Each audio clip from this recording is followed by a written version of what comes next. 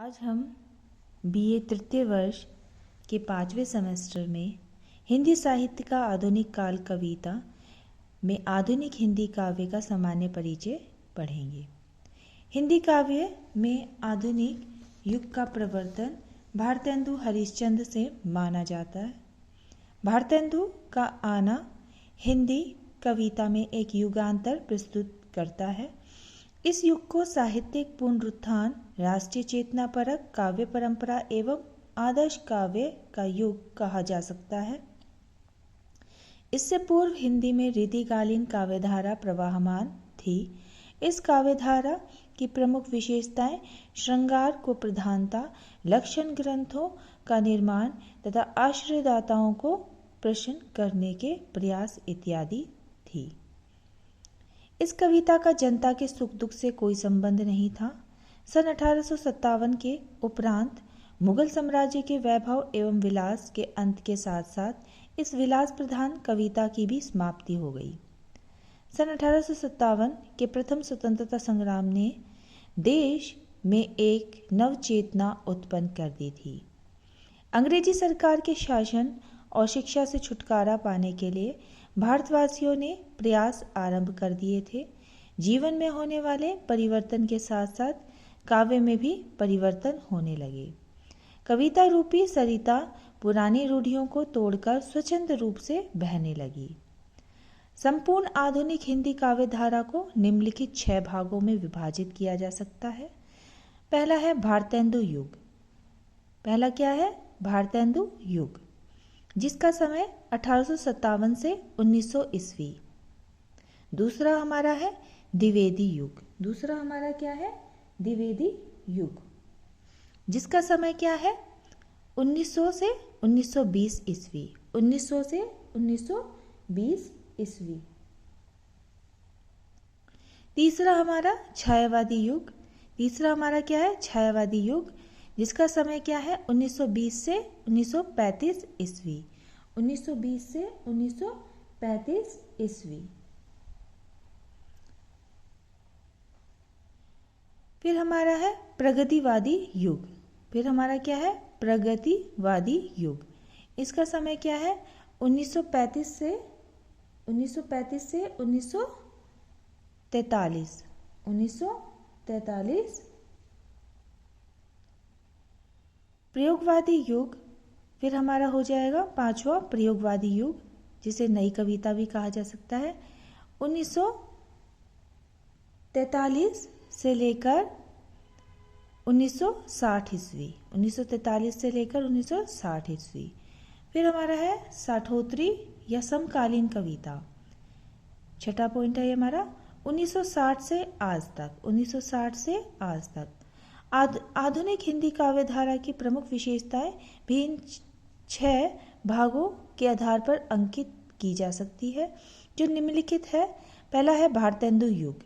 भारतेंदु युग को आधुनिक हिंदी काव्य का आरंभ माना जा सकता है। इस काल में आधुनिक काव्य रूपी नदी अबाध गति से बहने लगी थी। भारतेंदु ने हिंदी कविता में जनसामान्य के जीवन के सुख दुख को अभिव्यक्ति प्रदान की।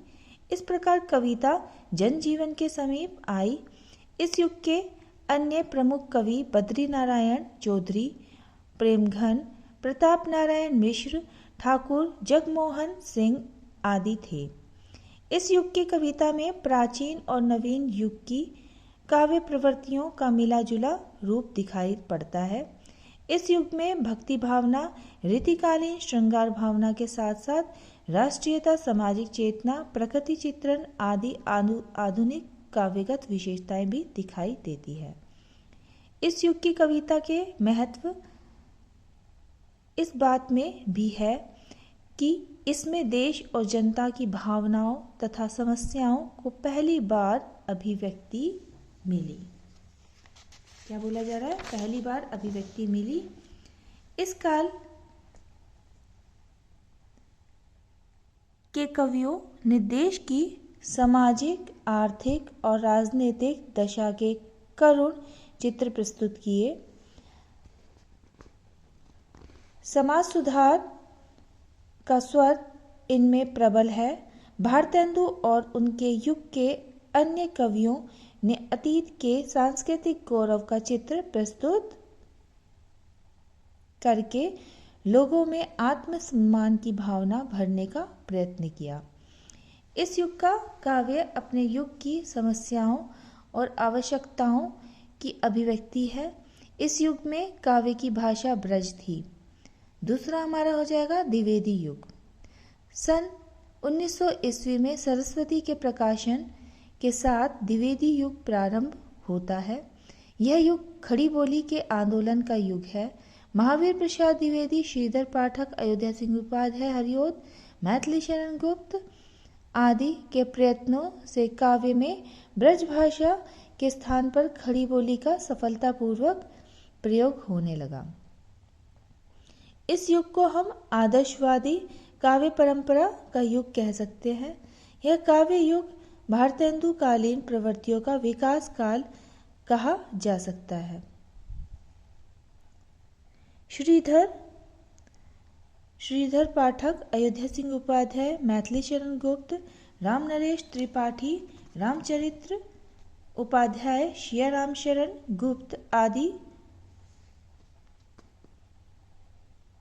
आदि की कृतियों में राष्ट्रीयता, समाज सुधार, भारत का गौरव गान तथा देश में नव जागरण का स्वर सुनाया जा सकता है। इस युग में उपदेशात्मक तथा वर्णन प्रधान इतिवृत्तात्मक कविता की ही प्रधानता थी, जिसका मुख्य उद्देश्य धर्म और नैतिकता का उपदेश था। इस युग की धार्मिक तथा देश प्रेम की भावना भारतेंदु युग से अधिक उदार और तथा व्यापक है। कविता की विविध विधाओं का विकास जैसे महाकाव्य, खंडकाव्य, मुक्तक, प्रगीत आदि इस युग में दृष्टव्य है।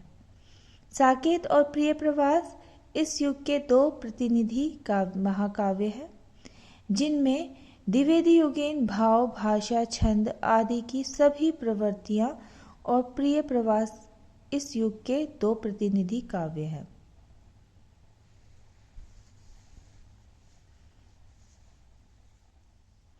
इस युग में उपदेशात्मक तथा वर्णन प्रधान इतिवृत्तात्मक कविता की ही प्रधानता थी, जिसका मुख्य उद्देश्य धर्म और नैतिकता का उपदेश था।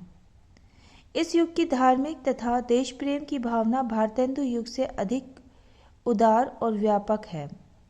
कविता की विविध विधाओं का विकास जैसे महाकाव्य, खंडकाव्य, मुक्तक, प्रगीत आदि इस युग में दृष्टव्य है। साकेत और प्रिय प्रवास इस युग के दो प्रतिनिधि महाकाव्य हैं, जिनमें द्विवेदी युगीन भाव, भाषा, छंद आदि की सभी प्रवृत्तियां प्राप्त हो जाती है।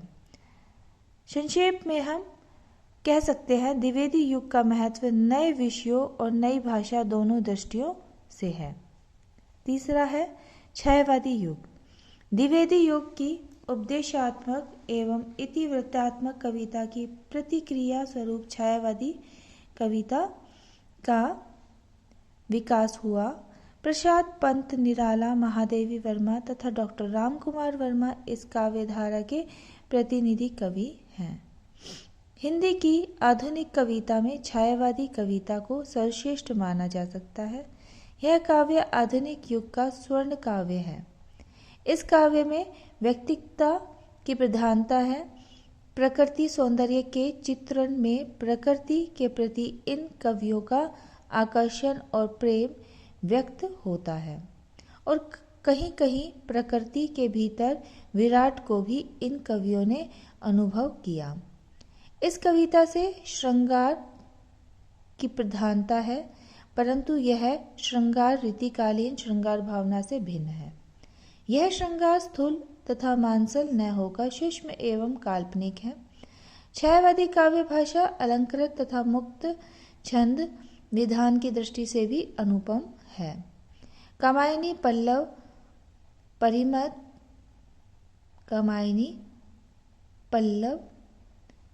परिमल तथा यामा छायावादी युग की प्रतिनिधि रचनाएं हैं। चौथा पॉइंट हमारा प्रगतिवादी युग। छायावादी कविता व्यष्टिमूलक थी। इसकी प्रतिक्रिया स्वरूप हिंदी में प्रगतिवादी युग का प्रारंभ हुआ। राजनीति के क्षेत्र में जो मार्क्सवाद है, साहित्य के क्षेत्र में उसे प्रगतिवाद की संज्ञा दी जा सकती है। मार्क्सवाद का लक्ष्य समाज में साम्यवादी व्यवस्था स्थापित करना है और अपने लक्ष्य की पूर्ति के लिए वह हिंसात्मक क्रांति को साधन के रूप में स्वीकार करता है। पंत निराला, दिनकर, नरेंद्र शर्मा, नागार्जुन, नवीन, अंचल, मिलिंद आदि कवियों में शोषकों के प्रति घृणा, शोषितों के प्रति सहानुभूति, सामाजिक समता के प्रति आग्रह, रूढ़ियों का विरोध, क्रांति की भावना की आवश्यकता पर बल देकर प्रगतिवादी साहित्य की रचना की है। प्रगतिवादी कविता आध्यात्मिक मूल्यों का निषेध करके भौतिक मूल्यों की स्थापना करती है। वस्तुतः इस कविता में वाद का अंश अधिक है, काव्य का कम। यह कविता प्रचारात्मक अधिक है, कवित्व की दृष्टि से इसका मूल्य अधिक नहीं है। पांचवा हमारा हो जाएगा प्रयोगवादी युग, जिसे हम नई कविता भी कहते हैं। सन 1943 के आसपास छायावादी कविता के प्रति अन्य प्रतिक्रिया प्रयोगवादी काव्यधारा के रूप में प्रकट हुई। इस कविता में छायावादी व्यक्तिकता को हृदय के धरातल पर ग्रहण न करके बौद्धिक धरातल पर ग्रहण किया गया है। 1943 ईस्वी में अज्ञ के संपादकत्व में 7 कवियों की कविताओं का संग्रह तार सप्तक प्रकाशित हुआ। इसके अतिरिक्त कुछ पत्र पत्रिकाओं के माध्यम से प्रयोगवादी कविता का विकास हुआ।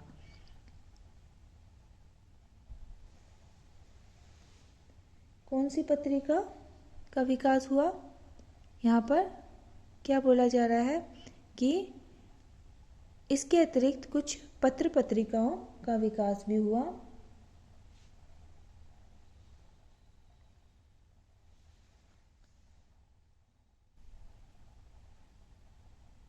सन 1953 के उपरांत नई कविता के नाम से प्रयोगवादी काव्यधारा का विकसित रूप प्राप्त होता है। नई कविता की सबसे बड़ी विशेषता यह है कि यह वाद में स्वरथा मुक्त है। इस कविता में नई कविता शुद्ध साहित्यवाद है। इस कविता के वस्तु पक्ष में निराशा, वेदना, नास्तिकता, आस्था, विश्वास, हास्य व्यंग, यथार्थ चित्रण, विभत्स वर्णन, व्यक्तिवाद, समष्टि भावना आदि विरोधाभासी प्रतीत होने वाली प्रवृत्तियां हैं और शिल्प पक्ष में नए उपमानों, नए प्रतीकों, नए बिंब विधान, मुक्त छंद आदि की ओर कवि का झुकाव दिखाई देता है। छठा है हमारा साठोत्तरी या समकालीन कविता। सन 1960 से 1962 के बाद हिंदी काव्य जगत में अनेक आंदोलन चले। समकालीन कविता नई कविता के अनेक आंदोलनों में से एक महत्वपूर्ण आंदोलन है। इससे पूर्व इस काल की कविता को अनेक नाम दिए गए, जैसे सनातन सूर्योदय कविता, अपरंपरावादी कविता, सीमांतक कविता, अस्वीकृत कविता, कबीरपंथी कविता, नूतन कविता, अकविता, नाटकीय कविता आदि। समकालीन कविता का कथ्य यथार्थ पर आधारित है तथा इसमें स्पष्ट है और तथा सपाट बयानी है। इसमें परंपरा के प्रति विशेष विद्रोह है तथा शिल्पगत विशेषता भी देखने को मिलती है। समकालीन कविता के कवियों में धूमिल, मुक्तिबोध, लीलाधर जगुड़ी, कुमारेंद्र, केदारनाथ सिंह, कुमार विकल, वेणुगोपाल, बलदेव वंशी, विष्णु खरे, विश्वनाथ प्रसाद तिवारी, विष्णुचंद शर्मा, आलोक धनवा, श्रीराम वर्मा, मनोज सोनकर आदि के नाम गिनवाए जा सकते हैं। इस प्रकार हम देखते हैं कि आधुनिक कविता समय के परिवर्तन के साथ साथ अनेक मोड़ काटती हुई निरंतर आगे बढ़ रही है। भारतेंदु और द्विवेदी युग में जहाँ राष्ट्रीय भावना, समाज सुधार एवं देश प्रेम के गीत गाए गए, वहाँ छायावाद में आकर कविता व्यक्तिगत भावनाओं को अभिव्यक्त करने में लीन हो गई। इस युग में कवि ने व्यक्तिगत सुख दुख का खुलकर वर्णन किया। प्रगतिवादी कवि ने समाज में समानता उत्पन्न करने के लिए क्रांति का आह्वान किया। प्रयोगवाद में कवि वस्तु एवं शिल्प को लेकर नए नए प्रयोग करने में लीन रहा। अतः आधुनिक कविता विभिन्न प्रवृत्तियों को समेटे हुए आगे बढ़ रही है। तो आज ये हमारा पूरा हो गया है आधुनिक हिंदी काव्य का सामान्य परिचय, जो हमने अभी पढ़ा है।